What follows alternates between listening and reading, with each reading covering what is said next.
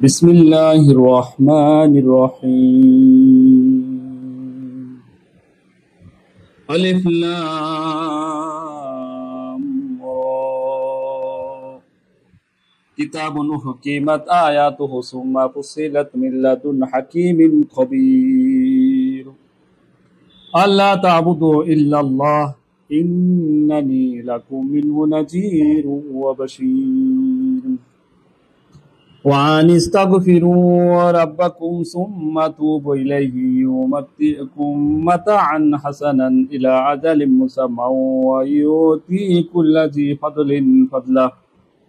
وإن تولوا فإني أخاف عليكم عذاب يوم كبير إلى الله مرجعكم وهو على كل شيء قدير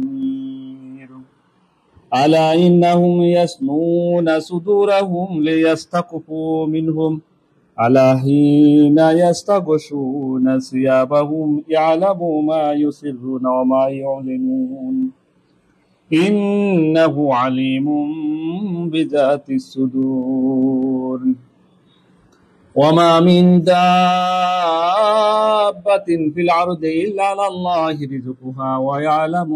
مستقرها ومستودعها كل في كتاب مبين وهو الذي خلق السماوات والأرض في 6 أيام وكان عرشه على الماء ليبلوكم أيكم أحسن عملا ولئن قلت إنكم مبعوثون من بعد الموت ليقولن الذين كفروا إن هذا إلا سحر مبين ولئن أخرنا عنهم العذاب إلى أمة معدودات ليقولن ما يحبسه ألا يوم يأتيهم ليس مصروفا عنهم وضاق بهم ما كانوا به يستهزئون ولئن أذقنا الإنسان منا رحمة ثم نزعناها منه إنه ليئوس كفور ولئن أذقناه نعماء بعد ضراء مسته ليقولن ذهب السيئات عني إنه لفرح فخور إنه لفرح فخور إلا الذين صبروا وعملوا الصالحات أولئك لهم مغفرة وأجر كبير فلعلك تارك بعد ما يوحى إليك وضائق به صدرك أن يقولوا لولا أنزل عليه كنز أو جاء معه ملك إنما أنت نذير والله على كل شيء وكيل أم يقولون افتراه قل فأتوا بعشر سور مثله مفتريات وادعوا من استطعتم من دون الله إن كنتم صادقين فإن لم يستجبوا لكم فاعلموا أنما أنزل بعلم الله وأن لا إله إلا هو فهل أنتم مسلمون من كان يريد الحياة الدنيا وزينتها نوفي إليهم أعمالهم فيها وهم فيها لا يبخسون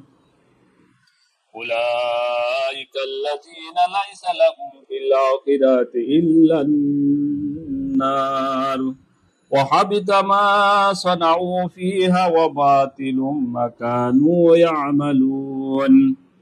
أفمن كان على بينة من ربه ويتلوه شاهد منه ومن قبله كتاب موسى إماما ورحمة أولئك يؤمنون به ومن يكفر به من الأحزاب فالنار موعده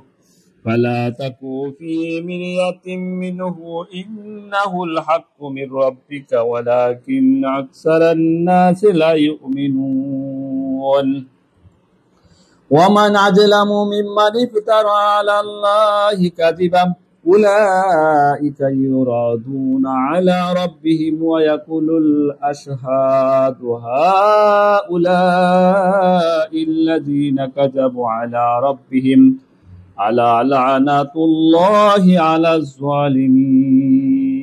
الذين يصدون عن سبيل الله ويبغونها عوجا وهم بالآخرة هم كافرون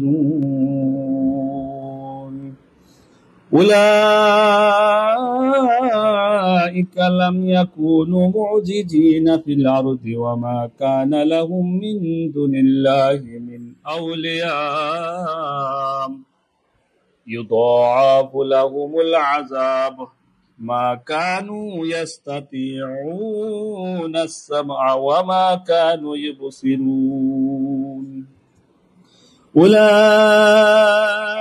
الذين خسروا أنفسهم وضل عنهم ما كانوا يفترون لا جرم أنهم في الآخرة هم الأخسرون إن الذين آمنوا وعملوا الصالحات وأخبتوا إلى ربهم أولئك أصحاب الجنة هم فيها خالدون مثل الفريقين كالأعمى والأصم والبصير والسميع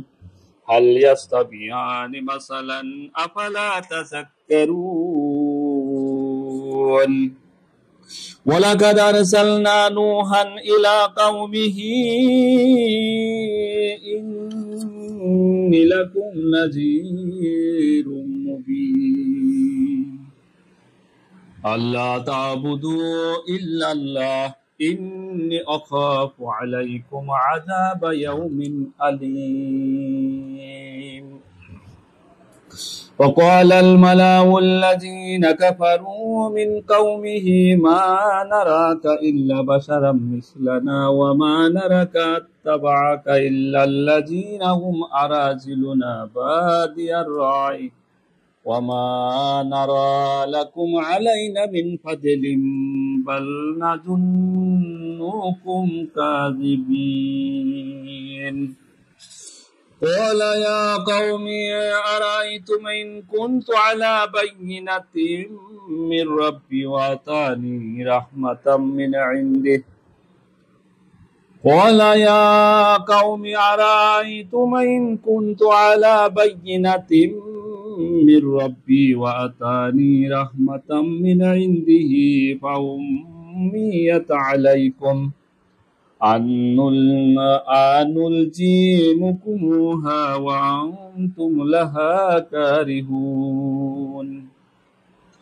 ويا قوم لا أسألكم عليه مالا إن أجري إلا على الله وما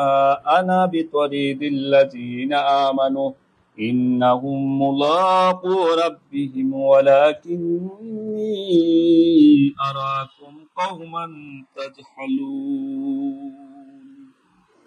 ويا قوم من ينصروني من الله إن طردتهم أفلا تذكرون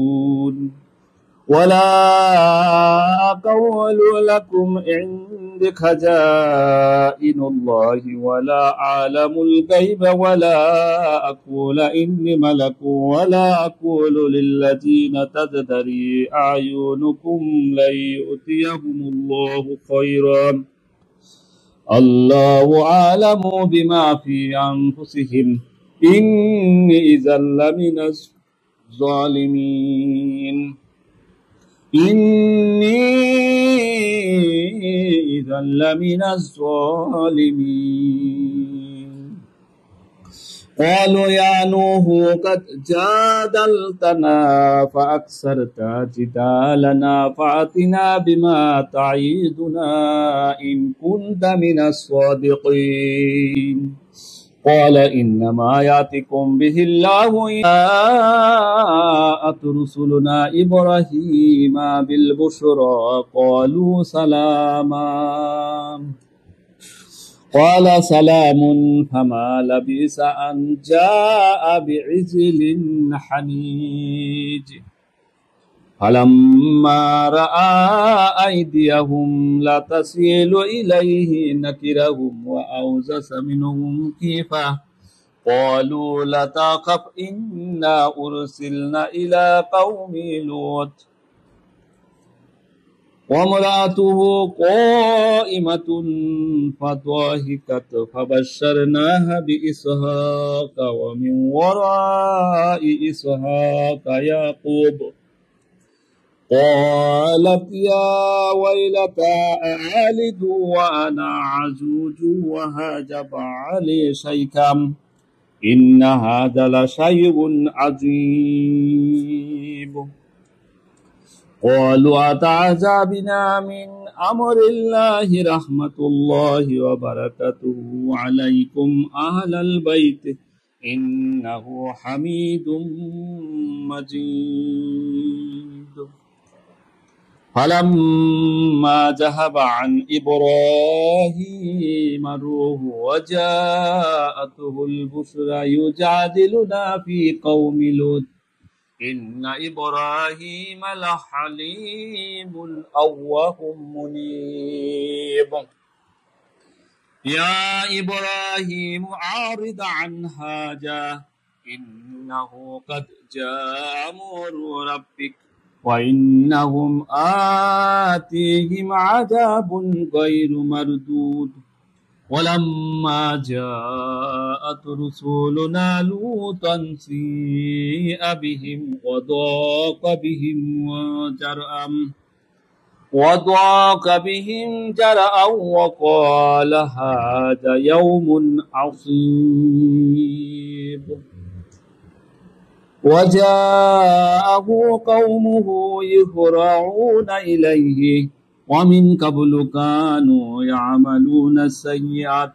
قال يا قوم هؤلاء بناتي هن أطهار لكم فاتقوا الله ولا تخزوني في ضيفي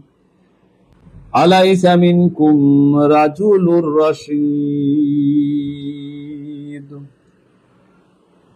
قالوا لقد علمت ما لنا في بناتك من حق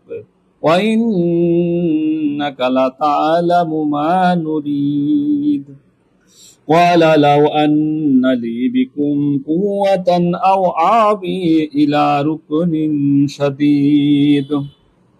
قالوا يا لوط إن رسول ربك لن يصلوا إليك فأسر بأهلك بقطع من الليل ولا يلتفت منكم أحد إلا امرأتك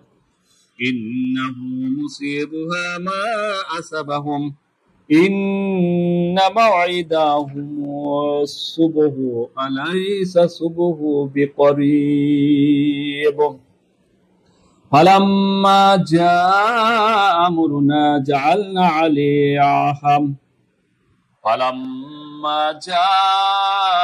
أمرنا جعلنا عاليها سافلها وأمطرنا عليها حجارة من سجيل منضود مسومة عند ربك وما هي من الظالمين ببعيد وإلى مدين أخاهم شعيبا قال يا قوم اعبدوا الله ما لكم من إله غيره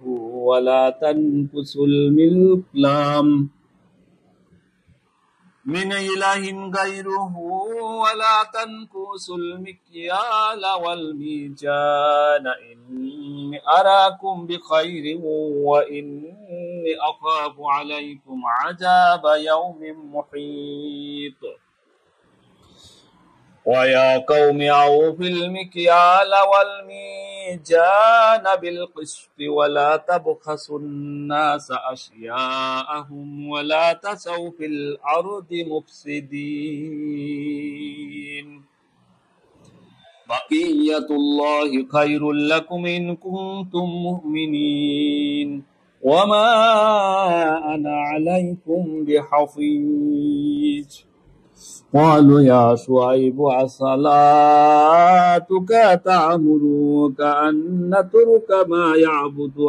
آباؤنا أو أن نفعل في أموالنا ما نشاء إنك لأنت الحليم الرشيد قال يا قوم أرأيتم إن كنت على بينة من ربي ورزقني منه رزقا حسنا وما أريد أن أخالفكم إلى ما أنهاكم عنه إن أريد إلا الإصلاح ما استطعت وما توفيقي إلا بالله عليه توكلت وإليه أنيب ويا قوم لا يجرمنكم شقاقي أن يصيبكم مثل ما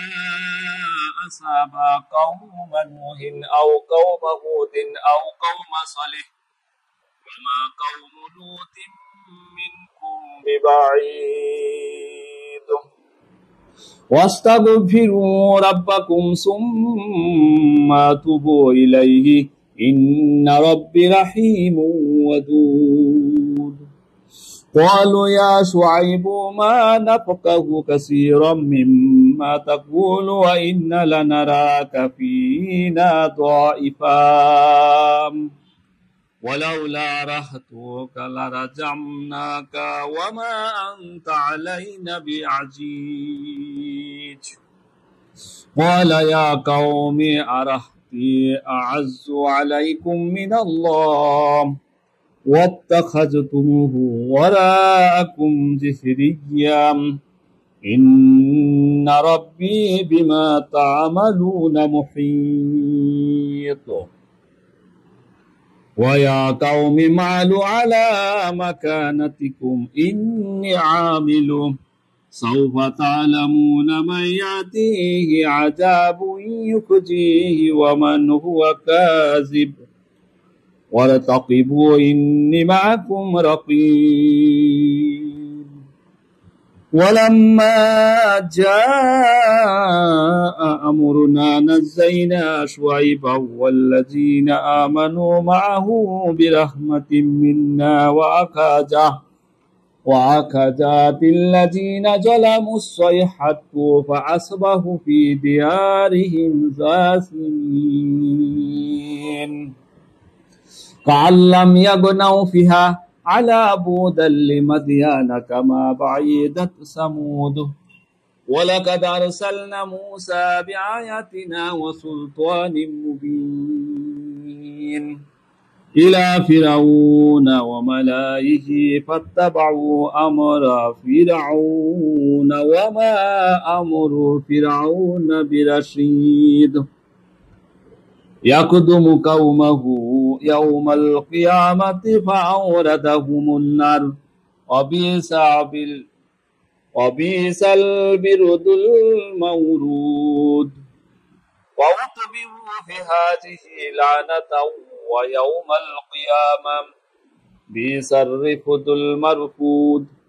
ذلك من أنباء القرى نقصه عليك منها قائم وحصيد وما ظلمناهم ولكن ظلموا أنفسهم فما أغنت عنهم آلهتهم التي يدعون من دون الله من شيء لما جاء أمر ربك وما جعلوهم غير تتبيب وكذلك أخذ ربك إذا أخذ القرى وهي ظالمة إن أخذه عليم شديد إن في ذلك لآيات لمن خاف عذاب الآخرة ذلك يوم مجموع له الناس وذلك يوم مشهود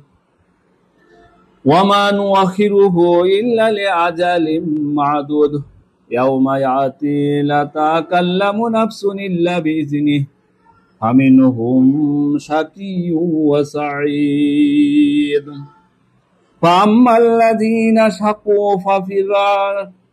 فأما الذين شقوا ففي النار لهم فيها زفير وشهيق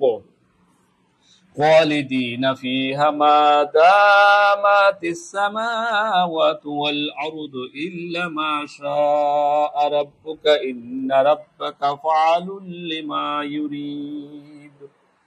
وأما الذين سعدوا ففي الجنة خالدين فيها ما دامت السماوات والأرض إلا ما شاء ربك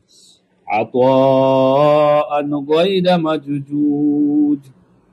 فلا تكن في مرية مما يعبد هؤلاء ما يعبدون إلا كما يعبد آباؤهم من قبل وإن لموفهم نصيبهم غير منقوص ولقد آتينا موسى الكتاب فاختلف فيه ولولا كلمة سبقت من ربك لقضي بينهم وإنهم لفي شك منه مريب وإن كلا لما لا يوفينهم ربك أعمالهم إنه بما يعملون خبير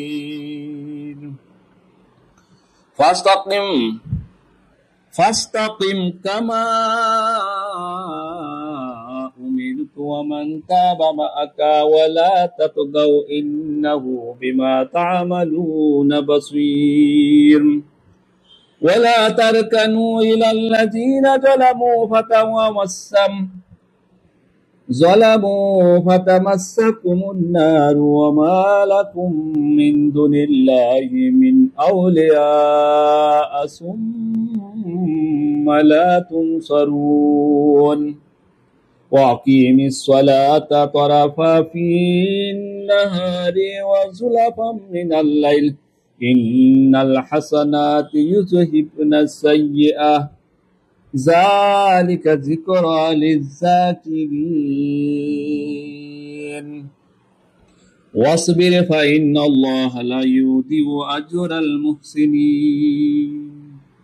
فلولا كان من القرون من قبلكم أولو بقية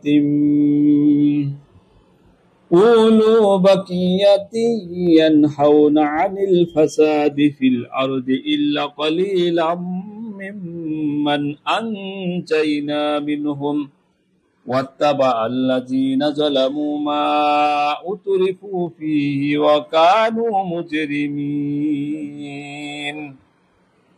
وما كان ربك ليهلك القرى بظلم وأهلها مصلحون ولو شاء ربك لجعل الناس أمة واحدة ولا يزالون مختلفين إلا من رحم ربك ولذلك خلقهم وتمت كلمة ربك لأملأن جهنم من الجنة والناس أجمعين وكلا نقص عليك من أنباء الرسل ما نثبت به فؤادك وجاءك في هذه الحق وموعظة وذكرى للمؤمنين وقل الذين لا يؤمنون اعملوا على مكاناتكم إنا عاملون وانتظروا إنا منتظرون ولله غيب السماوات والأرض وإليه يرجع الأمر كله فاعبدوه وتوكل عليه وما ربك بغافل عما تعملون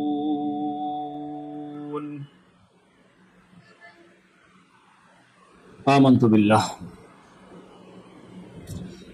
بسم الله الرحمن الرحيم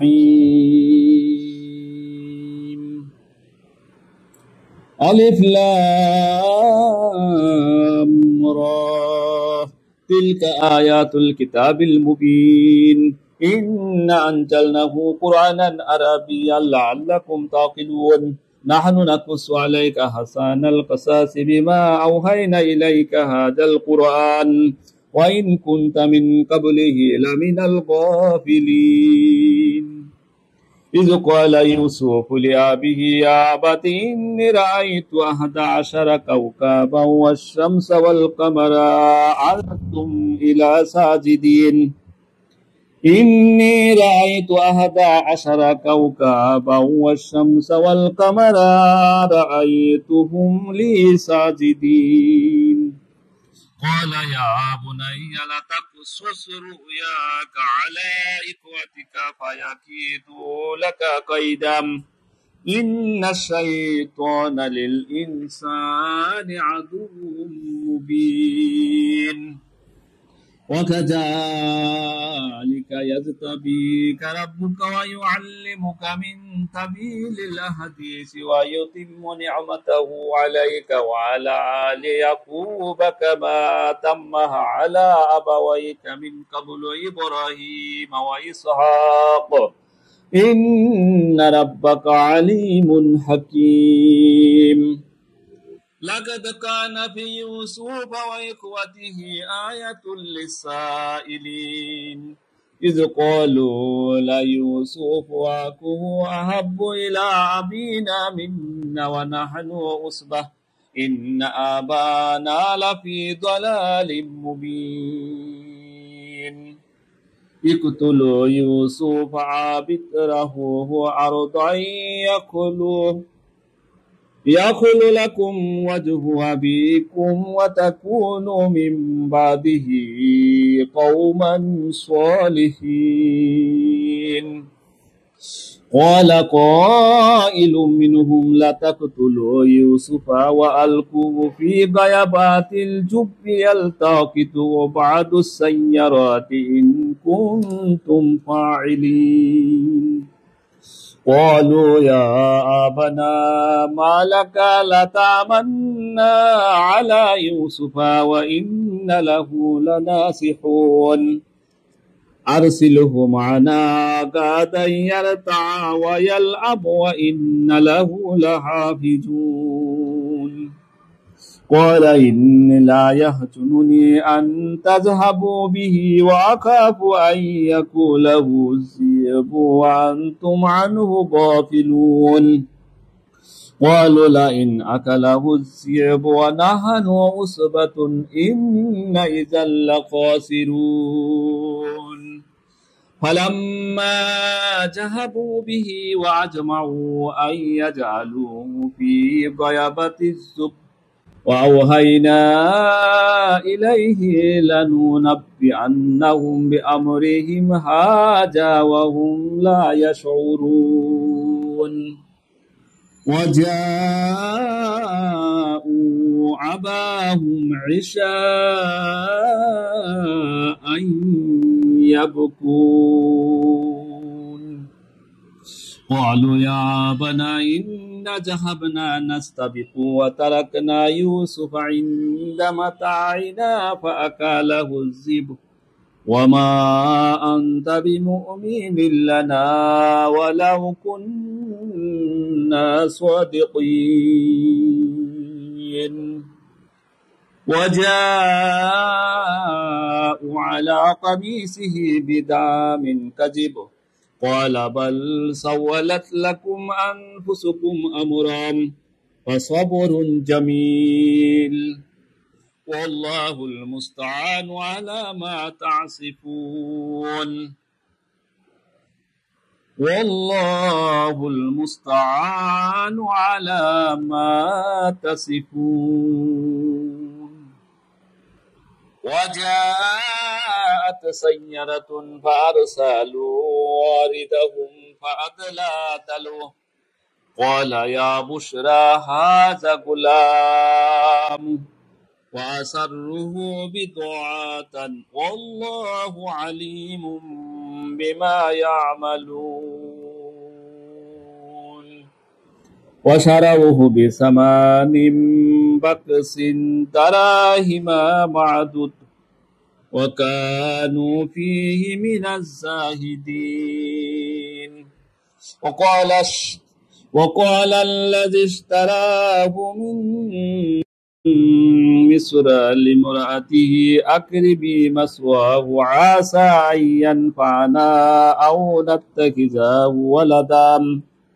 وكذلك مكنا ليوسف في الأرض ولا نعلمه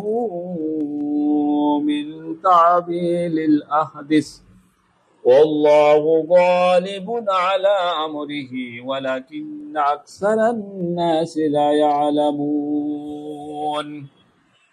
ولما بلغ أشده آتيناه حكما وعلما وكذلك نجزي المحسنين وراودته التي هو في بيتها عن نفسه وغلقت الأبواب وقالت هيت لك قال معاذ الله إنه ربي أحسن مثواي إنه لا يفلح الظالمون ولقد همت به وهم بها لولا أن رأى برهان ربه كذلك لنصرف عنه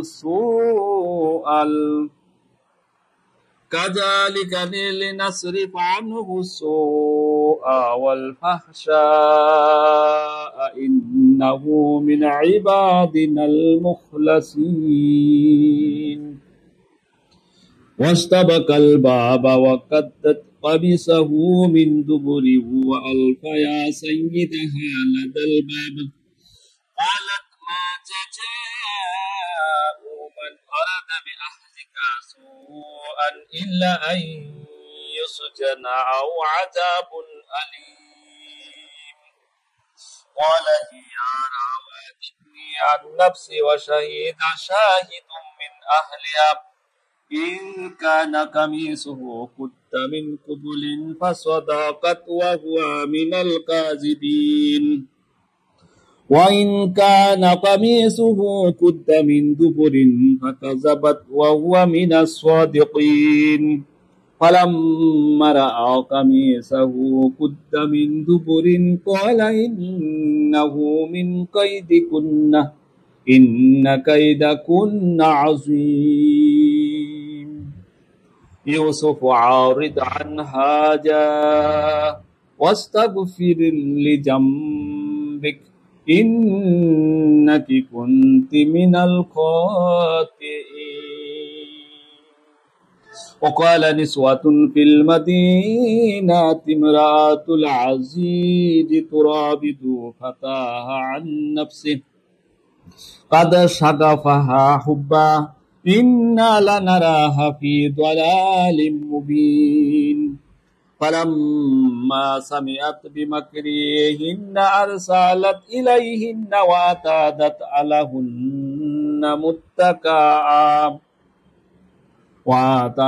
لهن متكئا وآتت كل واحدة منهن سكينا وقالت اخرج عليهن فلما رأيناه أكبرنه وقطعن أيديهن وقلن حاشا لله ما هذا بشرا إن هذا إلا ملك كريم قالت فذلكن الذي لمتنني فيه ولقد راودته عن نفسه فاستعصم ولئن لم يفعل ما آمره لا يسجنن ولا يكون من الصاغرين قال رب السجن أحب إلي مما يدعونني إليه وإلا تصرف عني كيدهن أصب إليهن وأكن من الجاهلين فاستجاب له ربه فصرف عنه كيدهن إنه هو السميع العليم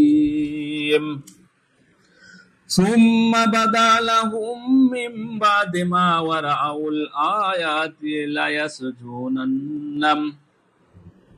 ثم بدا لهم من بعد ما رأوا الآيات ليسجننه حتى حين ودخل معه السجن فتيان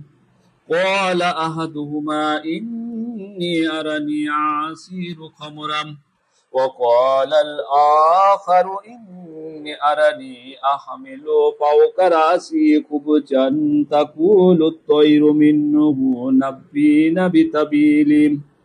إنا نراك من المحسنين قال لا يأتيكما طعام ترزقانه إلا نبأتكما بطابله قبل أن يأتيكما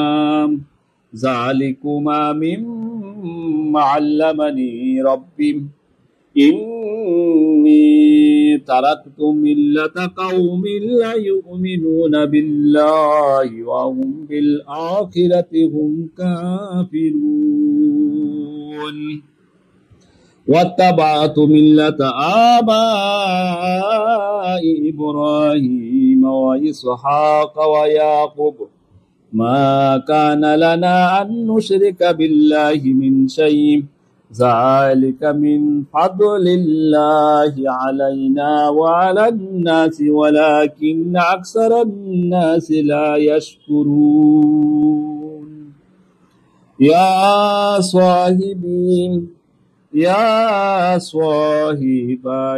سجني أرباب متفرقون خير أم الله الواحد القهار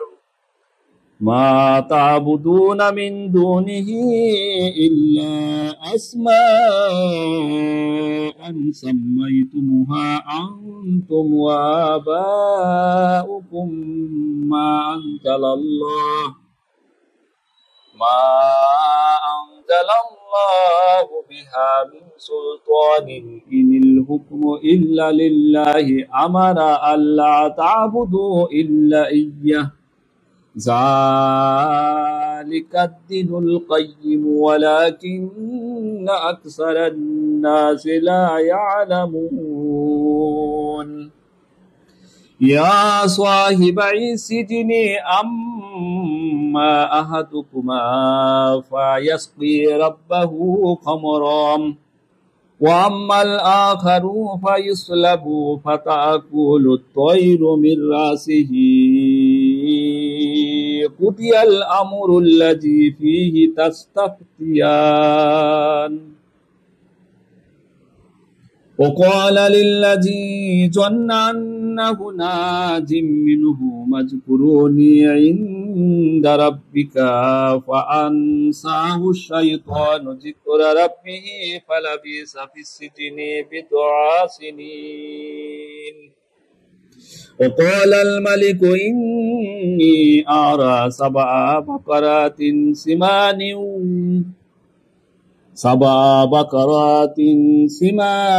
يأكلهن سبع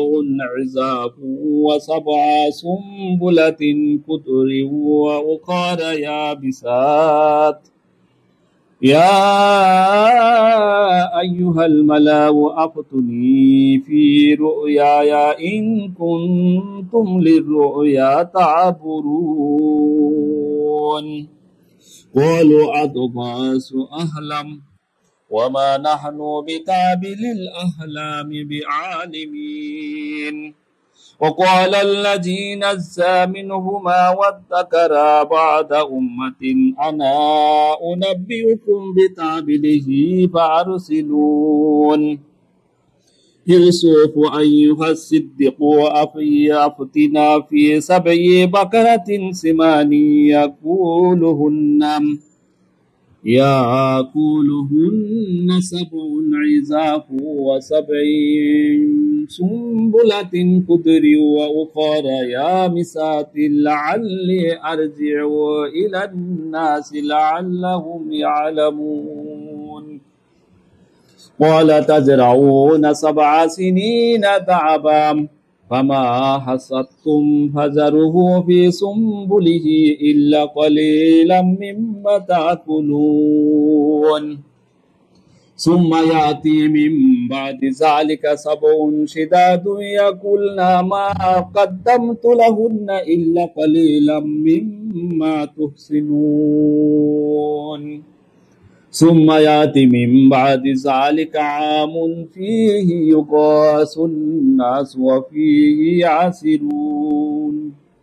وقال الملك ائتوني به فلما جاءه الرسول قال ارجع إلى ربك فاسأله ما بال النسوات التي قطعن أيديهن إن ربي بكيدهن عليم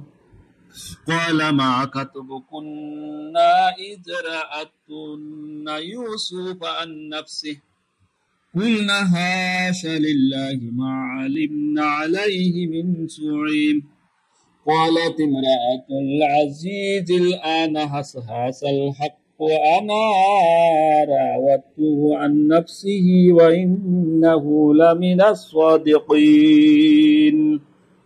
ذلك ليعلم أني لم أخنه بالغيب وأن الله لا يهدي كيد الخائنين صدق الله المولانا العظيم السلام عليكم ورحمة الله